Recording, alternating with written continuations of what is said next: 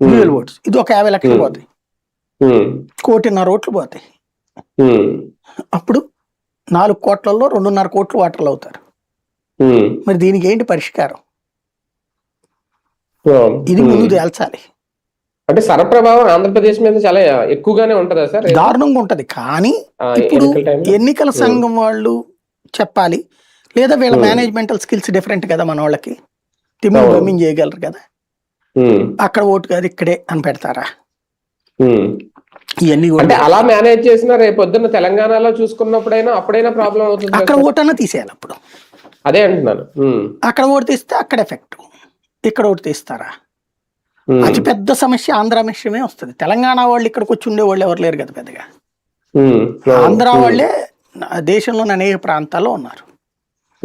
తెలంగాణలో వాళ్ళేమో విదేశాల్లో ఉంటారు, చాలా మంది పల్లెటూళ్ళ వాళ్ళు అరబ్ దేశాల్లో. కాబట్టి వాళ్ళకి సమస్య ఉంటుంది సార్ ఇందులో.